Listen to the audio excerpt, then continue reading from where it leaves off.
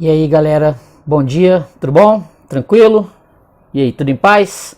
Como estão as coisas? Bom dia, boa tarde, boa noite, onde você estiver aí nesse mundão de meu Deus, ó, legal, beleza? Ó, antes de eu começar aqui a falar sobre essa maravilha aqui, ó, o Messias de Duna, Messiah Dune, antes de eu começar a falar sobre essa maravilha, continuação do Duna, ó, curte o vídeo, se inscreve no canal, beleza? Se inscreve no canal e comenta. Ó, seu comentário é sempre muito bem-vindo, tranquilo? Beleza? Ó, eu sou o Paulo do canal Paulo Dharma e hoje eu quero falar dessa belezinha aqui, o Messias de Duna.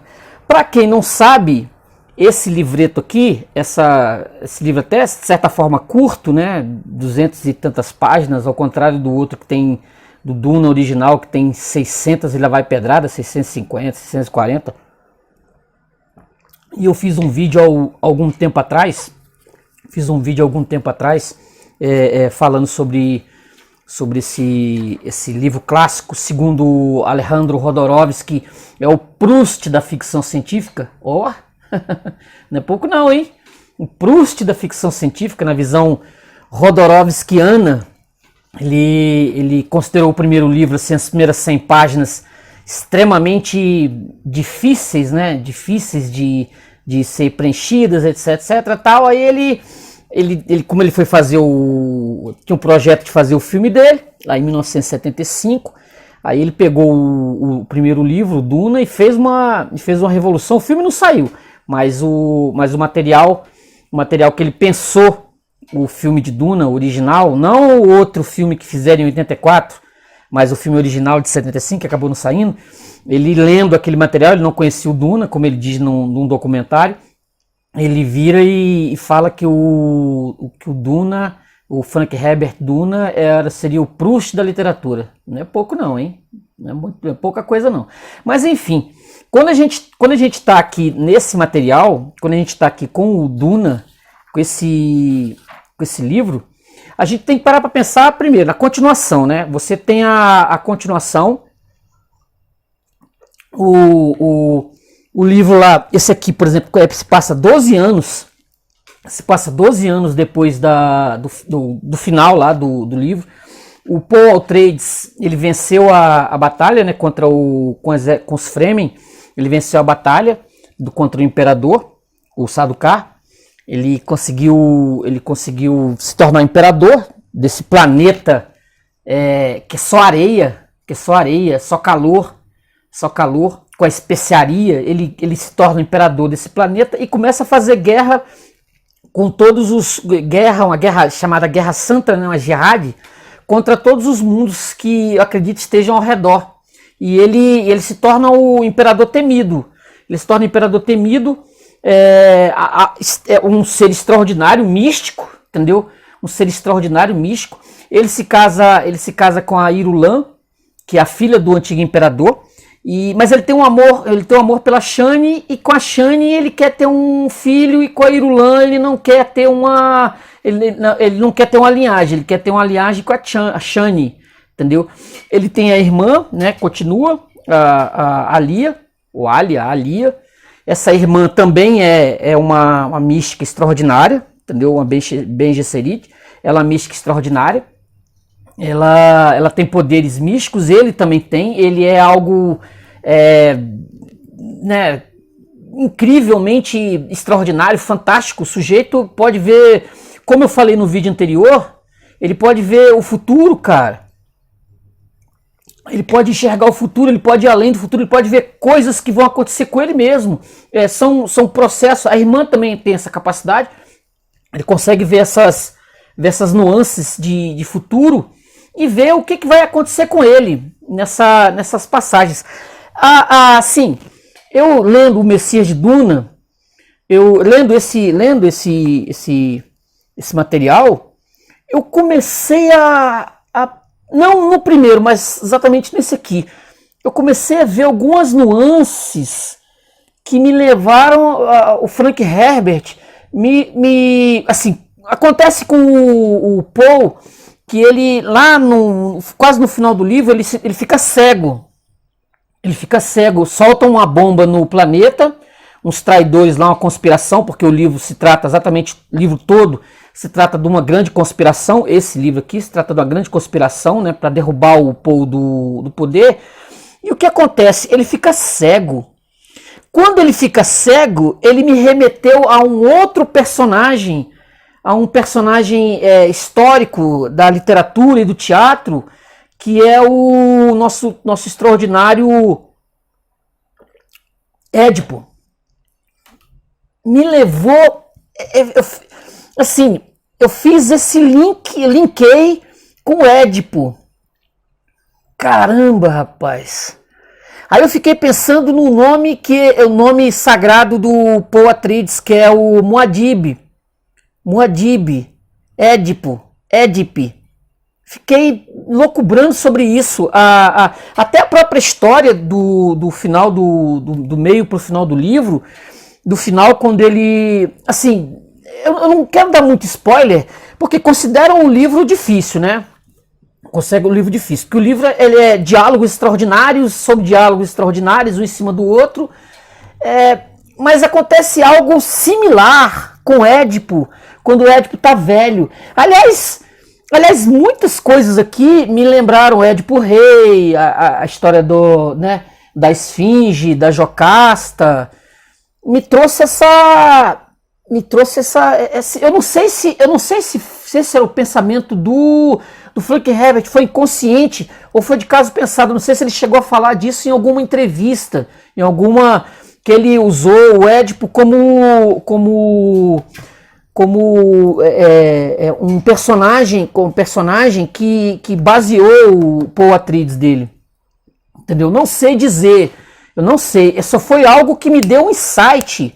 Eu lendo, quando ele fica cego e vai para o deserto, me lembrou exatamente a situação do Édipo quando ele arranca os próprios olhos, quando ele descobre que ele casou com a mãe, com a Jocasta, que ele matou o pai. Entendeu? Tem alguma coisa aí. Se você que está aí tem interesse de vislumbrar isso, de vasculhar esse detalhe, é algo que eu estou deixando para você, para você levar adiante essa ideia. Porque eu tenho a impressão que o Frank Herbert ele se baseou no Édipo. Principalmente por conta do final. Achei sensacional o final. Quando ele está assoberbado pelo cargo de imperador, né? Ele já não aguenta mais as intrigas, as conspirações, tudo que está em volta dele, né? Esse fato mesmo dos conspiradores terem jogado uma bomba tremenda e que cega ele e os guardas ao redor dele. Ele assim, os guardas, eles ficam momentaneamente cegos, depois eles vão colocar lá os olhos mecanizados, uma coisa assim. Mas o Paul, ele fica cego, mas ele é assim, é um paradoxo. Ele fica cego, mas ele continua enxergando. Ele vê, né, além as coisas ao redor, vê o que vai acontecer com a própria amada dele. Tudo isso surge. E eu achei isso assim, sensacional. Sensacional o negócio. Assim, não é um livro para todo mundo. Eu confesso que não é um livro para todo mundo. O primeiro já é muito, muito complexo. Eu lembro que quando eu li, sei lá, 20 anos atrás, foi um livro que no momento não fez sentido para mim. Aí eu fui cair na besteira de ler o Messias, sei lá, 10 anos depois, fez menos sentido ainda, porque eu precisava de um link, uma ligação com o outro, e eu já tinha perdido isso no tempo, entendeu? Assim, mas hoje ele faz muito sentido, as passagens que ele coloca dessa mistura, né, a lei, a religião, a moral, né, os governantes, toda essa questão dos governos, as conspirações, que eu já tinha falado no primeiro vídeo, que como é difícil governar, porque você governa, mas você ao mesmo tempo tem conspiradores o tempo todo tentando derrubar o seu governo. Você não tem paz como governante. Se você tem aí alguma ideia, algo aí dentro de você que você acha que vai fazer alguma coisa pelo seu país, pelo seu local, sendo governante, você acaba entrando numa espiral de corrupção. Alguns, né? Alguns. Se você não é corrupto, vão querer te derrubar, vão tentar puxar o teu tapete para instaurar o corrupto anterior no lugar, reinstaurar, né, uma restauração do corrupto anterior no lugar. Isso é bem comum de acontecer. Os golpes, né, como se diz, os golpes, as puxações de tapete, tudo isso está aqui. Tudo isso está aqui, as conspirações, entendeu? Para derrubar o seu governo, entendeu? Isso quando não te tiram poder, quando você vira uma espécie de fantoche, quando você vira um ser que está como governante, mas não é governante. Quem governa são outros. São forças muito além da nossa compreensão, que está lá de cima, né? Puxando, manobrando. Cara, Frank Herbert é sensacional nisso. Mas assim, mergulhe na história com algum tipo de maturidade. Porque não dá para você ler isso aqui como um mero livro de ficção científica banal, que tem os quilos aí, que tem os quilos. Aqui tem uma filosofia poderosa. Esse Messias de Duna, ele é basicamente isso. Os diálogos são, sensacionais. Olha só esse poeminha. Tem várias passagens aqui que eu marquei, mas eu não quis colocar nenhuma muito grande para não alongar muito o vídeo. Mas olha isso aqui, ó. Olha só esse poeminha aqui, ó. Um vento carregou a terra e soprou o céu para longe, com todos os homens. Quem é esse vento? As árvores permanecem eretas, bebendo onde bebem os homens. Já conheci muitos mundos, homens demais, árvores demais, ventos demais. Bom, né? Sensacional, né? É cheio desses. Olha essa outra passagem aqui, ó. Aqui é a Jéssica, a mãe do Paul. Ela falando sobre questões governamentais. Olha só isso. Vocês produzem um paradoxo mortífero, escrevera Jéssica. Os governos não podem ser religiosos e autoritários ao mesmo tempo. A experiência religiosa implica uma espontaneidade que as leis inevitavelmente suprimem. E não se pode governar sem leis. Suas leis acabarão substituindo a moral, substituindo a consciência, substituindo até mesmo a religião pela qual vocês julgam governar.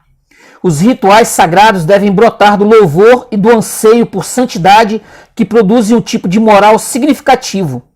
O governo, por outro lado, é um organismo cultural particularmente atraente a dúvidas, questionamentos e contendas. Eu vejo chegar o dia em que o cerimonial tomará o lugar da fé e o simbolismo substituirá a moral. Assim, no meu entender, assim, a filosofia do Herbert, justamente porque o livro ele trata exatamente da religião, né? A religião sendo a mestra de tudo, não um governo secular, né? Não um governo laico, né? Não um governo laico. Ele apoia essa ideia de que mais importante do que um governo laico é a religião, um governo religioso. Posso estar errado, mas a impressão que me passou o livro, o primeiro já foi, isso para mim já foi bem forte. Já foi bem forte, porque o governo secular do imperador anterior, ele era um governo corrupto. Ele era um governo corrupto, onde a moral estava longe a moral, entendeu? Ela tinha um governo das leis, governo da lei, e é só que essa lei não funcionava. O que funciona muitas vezes é um governo de fundo religioso, não laico, entendeu? E assim, e tomar muito cuidado para esses religiosos não se corromperem, mas é assim, no meu entender, no meu humilde entendimento, o governo, não há como não ter corrupção em governo só pelas leis, um governo constitucional. Tem uma passagem, inclusive, aqui que eles pedem uma constituição, né? Eles pedem ao Paul uma constituição e o Paul se recusa a colocar isso. Não vai ter constituição, não vai ter constituição. O governo ele é religioso, de fundo religioso. Ele não é um governo secular, ele não é. Aqui nós não temos um planeta laico, entendeu? Nós não temos um planeta laico. Foi bem firme nisso, bem firme nisso. E isso fica muito claro para mim na leitura do livro. Fica muito claro, porque o Paul ele é um governante religioso, entendeu? Ele não é um governador, um governante, um imperador amarrado na fantasmagoria da Constituição, das leis que podem ser modificadas. As leis podem ser modificadas a seu bel prazer. Olha só essa outra passagem aqui, ó. É a Shani e o Paul conversando. Curtinho. Se as pessoas, ela falando, né? Se as pessoas pudessem conhecer o seu amor, mas o estado de espírito de Paul havia mudado e ele respondeu: não se pode basear a política no amor. As pessoas não se preocupam com o amor desordenado demais. Preferem o despotismo. A liberdade em demasia traz o caos. Não podemos permitir isso, podemos? E como tornar o despotismo adorado? Você não é um déspota, protestou ela, prendendo o lenço em torno do pescoço. Suas leis são justas. Ah, as leis, disse ele.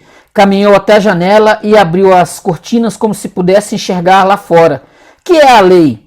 Controle? As leis filtram o caos e o que é que goteja? A serenidade? Lei. Nosso ideal mais elevado e nossa natureza mais elementar. Não olhe para a lei muito de perto. Se o fizer, vai perceber as interpretações racionais, o casuísmo, os precedentes de conveniência. Encontrará a serenidade que apenas é outra palavra para descrever a morte.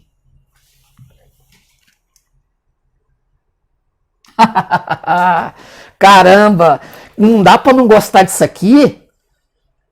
Não dá para não gostar disso aqui, só se você realmente não tiver a bagagem. Sinto muito.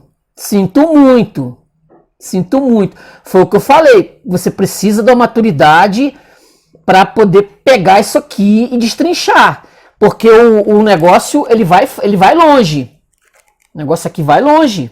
A leitura ela é extremamente profunda. Ela fala ela fala Duna, ela fala aqui, tem camadas, é igual uma cebola, tem camadas de profundidade. Não é um livro raso, não é um livro de ficção científica raso de jeito nenhum. De jeito nenhum. Isso quem está falando é um indivíduo que gosta muito de ficção científica e sabe as nuances que há por trás da ficção científica, os interesses, a ideologia que corre por trás da escrita da ficção científica. Eu já falei disso em outros vídeos.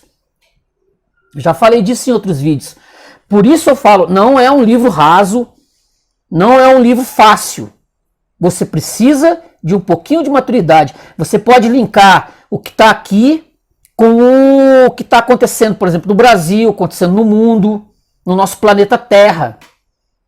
Entendeu? É muito interessante, vale muito a pena mesmo. Vale muito a pena mesmo ler Duna.